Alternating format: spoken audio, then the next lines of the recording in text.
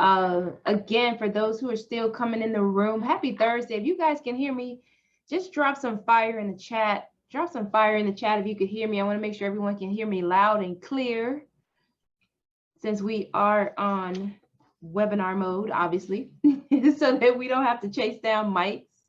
But I want to make sure. Awesome. Thanks, Richard. Richard, that's like my assistant principal.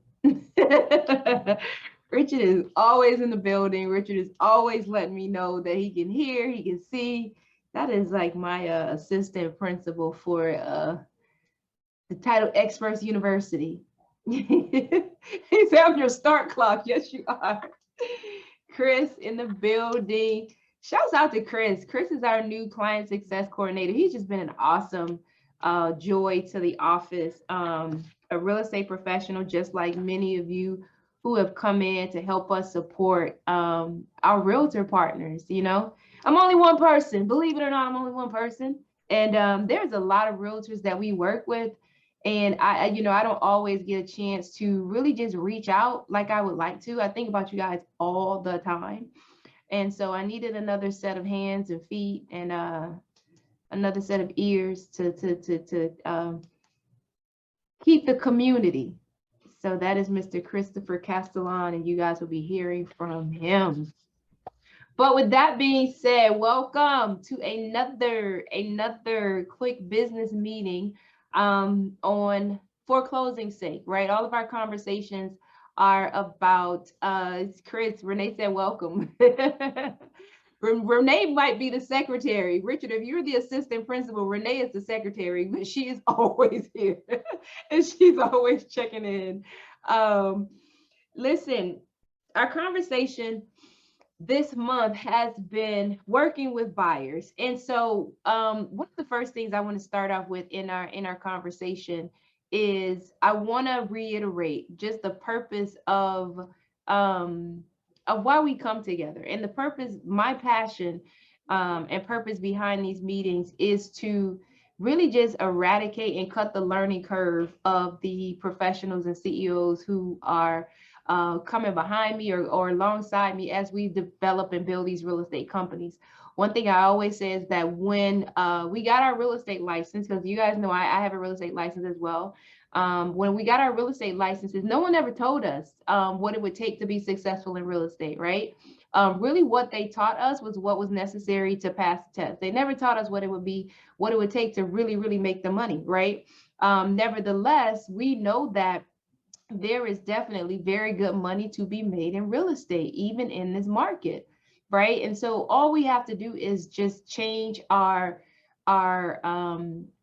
strategies and our tactics based on the market. And so our conversation this past month has been about working with buyers. And so in the vein of what we always say about being the CEO of your business, I just wanted to touch that again. And what does that mean to be the CEO of your business? And so I went and looked back. You guys know I love to read. You see all the books in the background. I went and looked and I said, so when you look at business is also what, an enterprise. And so an enterprise, similar to entrepreneurship, I went to the dictionary and I looked up the first definition of enterprise, and it said a project or undertaking that is especially difficult, complicated, or risky. I said, ooh, I don't know if I want to share that with them, but it's the truth. We as CEOs, we took the risky path.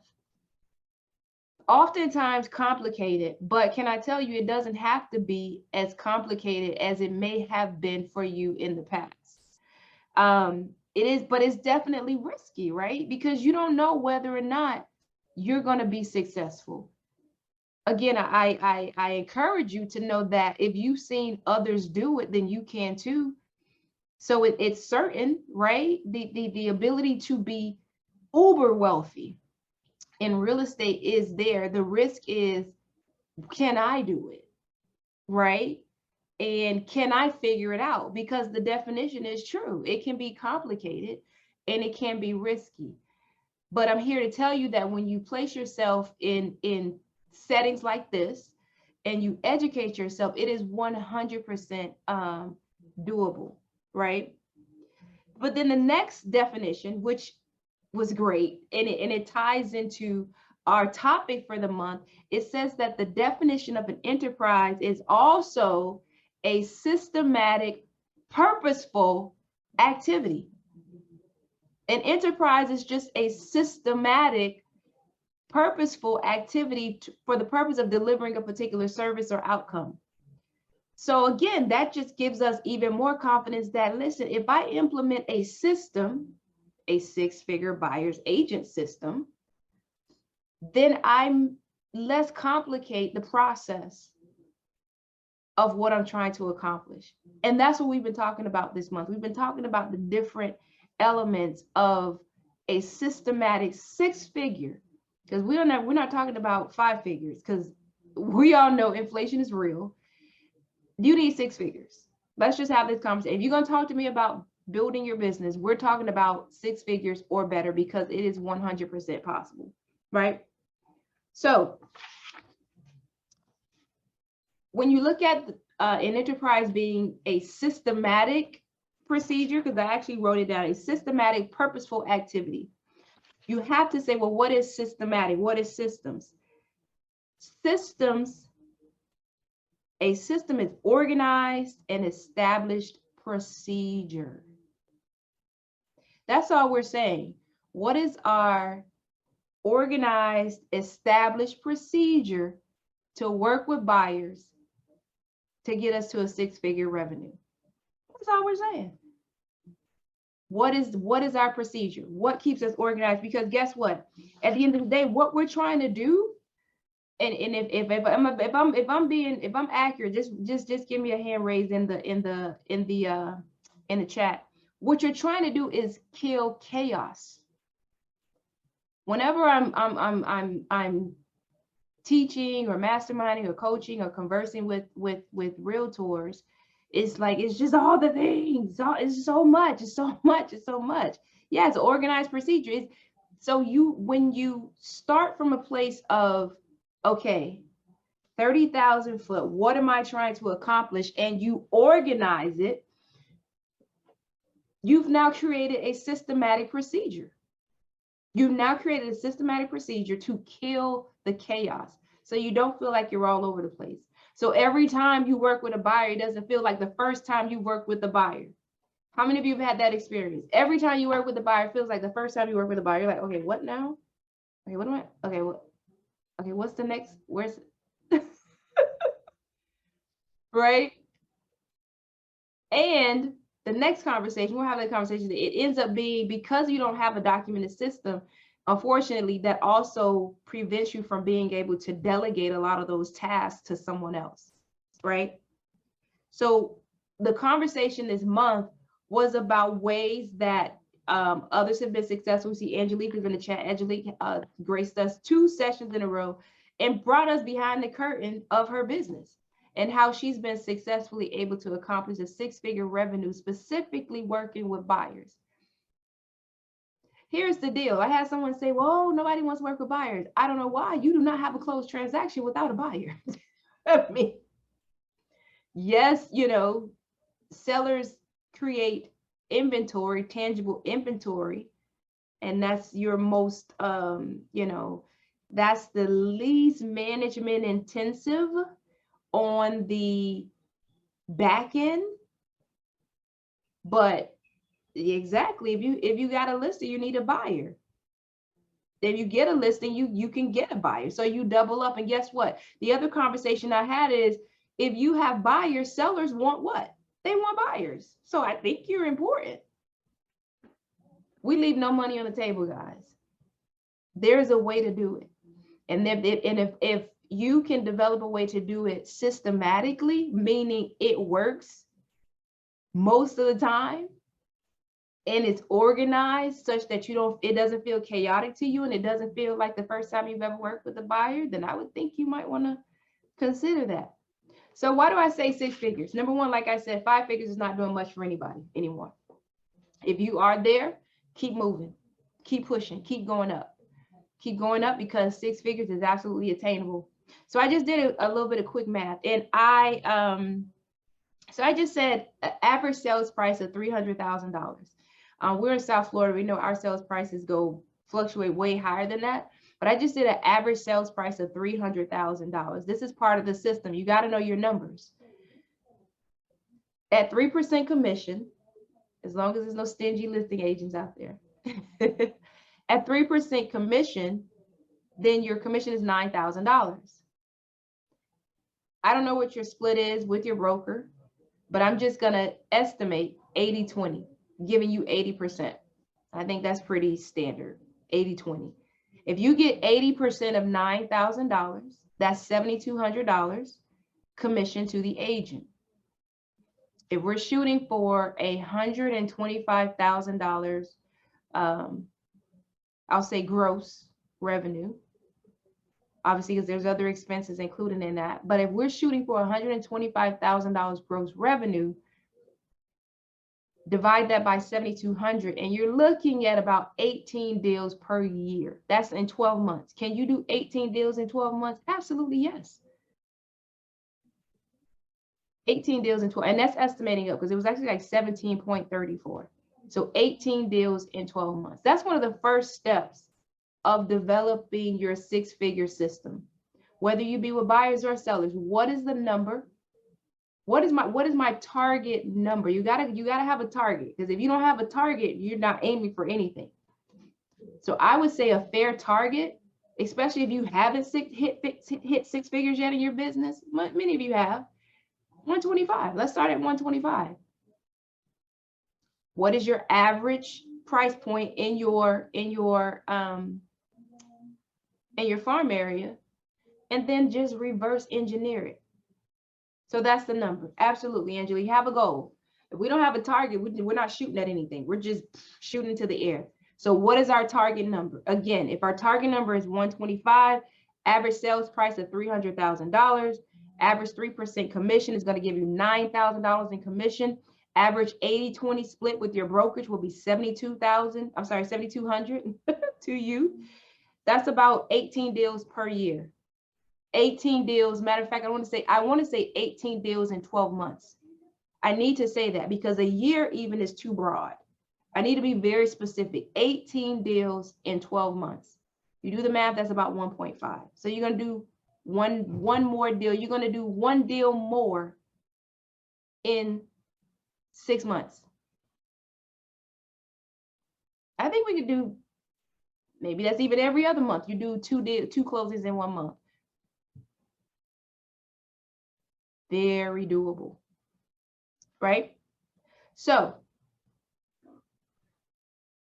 ultimately, by the time we wrap up this conversation today, I want you to go and document. We talked about over the last month 4 phases. We talked about 4 phases of your six-figure buyer's agent system. 4 phases. The first phase we talked about was marketing for qualified buyers. That's important because we want to communicate to the market what it takes to get to the closing table. We don't want to just say, oh, interest rates are low. Come buy a house. What if their credit isn't good? Right? What if they're going through a divorce? And you guys know what that means. That means the who's gonna be the ex-spouse has to participate in that closing.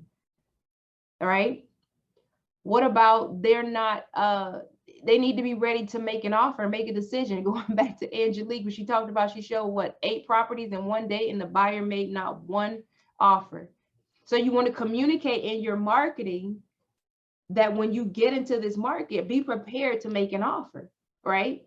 So it's in our marketing. Where are we marketing? If we talked about previously in other discussions, I suggest you have 3 lead sources and then you go deep in those lead sources. Where are they? Remember, who's got my money? Who's got my money? Where are your prospects? Where are your buyers? Get in front of them. And then when you get in front of them, are you saying the right thing? What should you be saying? Right? And making sure that your communication, you're massaging them with your communication to be qualified, to be ready when they reach out to you to act the way that you need them to act in order to get to closing. So that can be systematic. How is that made systematic? Well, a couple of things. Number one, if you're doing mailers, get your mailers on a schedule, right? If your primary marketing is on social media, put your posts on a auto scheduling and auto posting system. Later, Hootsuite, so many of them. Anything that can be automated, set it and forget it, right? If you do home buyers workshops, make sure your home buyers know I'm going to be in this place every fourth Saturday, every first Saturday at 10 o'clock. It's systematic, right? And then you know, what do you need to do to market for that? You're going to do the same thing every time. So make your marketing systematic, right? The next thing we talked about was conducting an effective buyer's consultation. What should you be doing during your consultation? Remember, we talked about making sure you set your schedule. When are you willing to meet with the prospect? What are you going to discuss with that prospect? What is going to be the cadence and the flow of that consultation? May I suggest to you that even that consultation is scripted? The flow of it should be. The exact words you use, they may change, but the flow of your conversation, I suggest that it be scripted, because we have a system here, right? We anticipate that this consultation should take about, an hour and a half at the most. So we need to move through the system, right? Remember, we also talked about, Angie talked about when you're getting there, what are their needs and wants, right? And so their needs and wants will guide you into how you now ultimately, the last thing you're going to do is pull up the MLS and say, okay, what else do you want? Okay, click. And what else do you want? Click. And what's the price point? Click. And then you're letting the MLS, as was said, tell them what they can afford. Close your eyes, here are the properties that are available to you. But again, this is systematic. This is a script. So that your buyer consultation, every time you have one, does not feel like the first buyer consultation.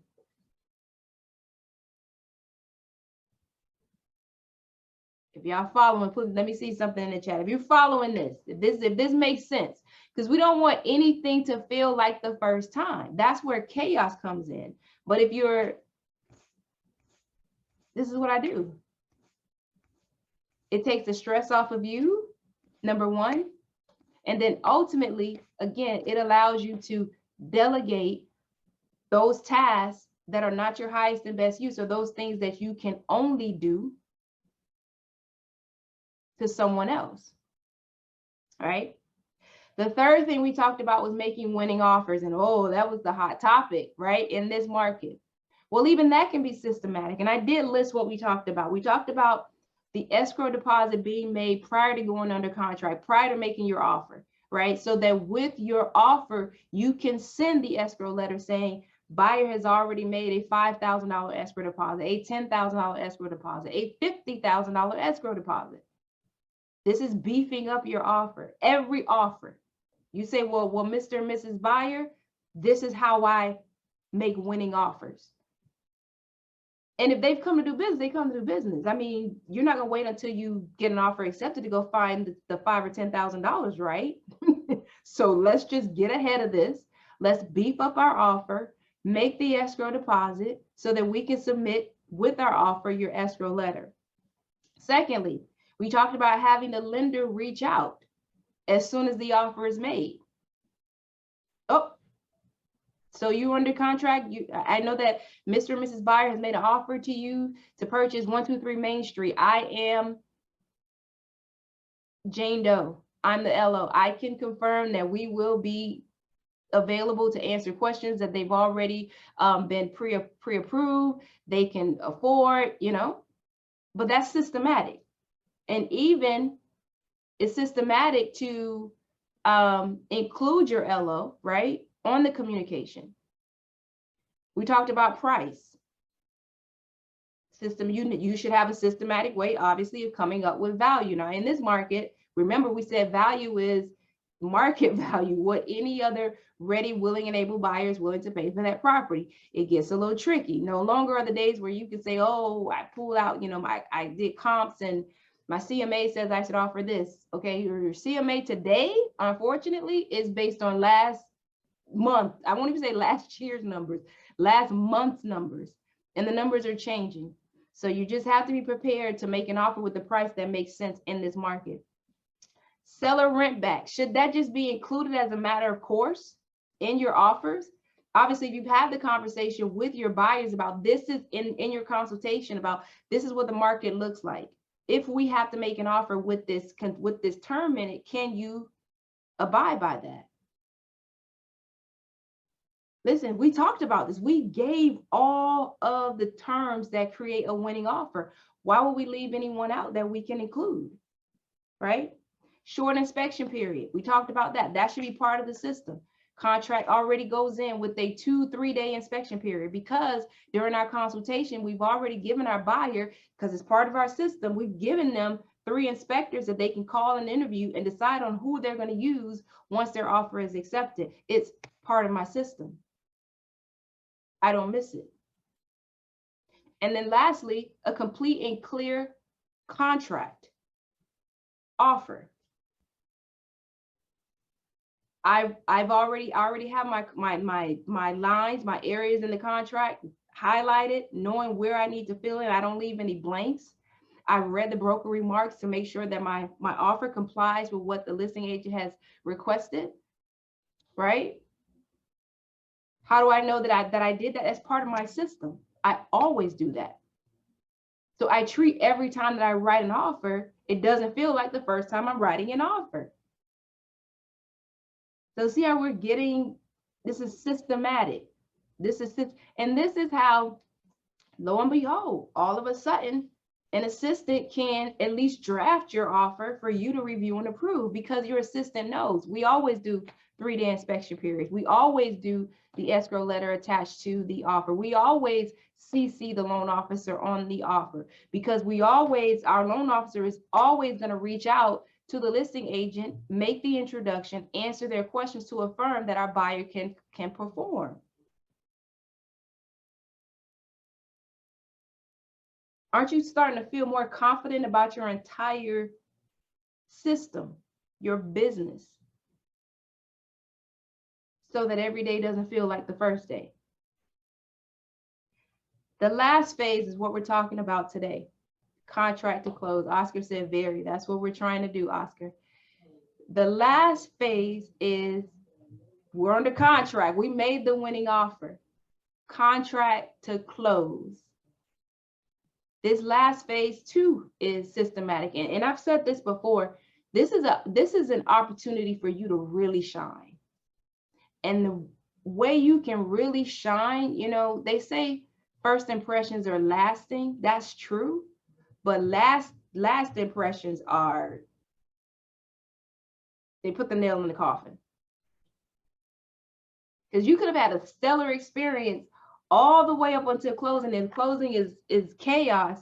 It just dampens the entire everything that came before that. Yes or yes? Likewise, if you have had a rough experience leading all the way up to closing, and closing is just like a dream, you forget about everything that went wrong before then. Then you start qualifying like, yeah, it was rough, but here is why closing is your opportunity to shine. First of all, your buyers are already excited. They're under contract, and they are getting ready to move into, potentially, hopefully, I mean, there's no reason why, all things being equal, they're going to move into, their new home. Here is an opportunity for you to shine by doing 2 things. You should already know your process, right? So of course you're following up to make sure the inspection is completed, loan application is submitted, appraisal order, loan approval in place, surveys ordered, all the things that the buyer needs to do. HOA, type it again, HOA application. you're going to make sure that all those things are done by default. But here's where you put the little sizzle on it, right? This is where you make it extra spicy. Yes, that made me laugh. Here's where you make it spicy for your buyers. I suggest that you create information guides for your buyers. You're under contract now. What? Remember, you do this every day. After this, you're going to be doing this at a minimum of 18 times per year. Yes or yes, right? At a minimum 18 times per year, you're going to be at the closing table with the buyer. But this is their first time potentially, or maybe their first time in a long time. And so they're going to forget all these all this information. Angelique says she can't see everyone's response. So some of the so in the comments, guys, if you put to everyone, then everyone will be able to see. If you put host and panelists, I'm the only one that can see it. So that's why Angelique is saying she can't see your comments or your communication. And you guys, listen, feel free to have at it in the chat with each other. You're under contract now. What? And lay out the closing process. Here's what the here's what an escrow letter does. I mean, I could get very granular. Home inspection. Here's what we're going to do. Here's what comes along with that. Here's why I gave you 3 people to select. Here's what the home inspector is going to look for. Here's what they're not going to look for. If you want those things examined, you should. Dates and times. Absolutely. Survey. And we can help you with some of these things. You're going to get a property survey. This is what a survey does. If you are purchasing in an association, there's going to be an estoppel provided to you. Here's what an estoppel is. Here's what you must do. And here's the best part about it, guys. You only have to create this material once. You create it once, like they say, one and done. You create this material once, and that same information piece goes out at the appropriate time on all 18 closings. You look like a star. Oh, my realtor updated me at every juncture. Oh, my realtor. He said, when can we set time to get the packet up because I need it? Well, listen, it's coming. It is absolutely coming, right?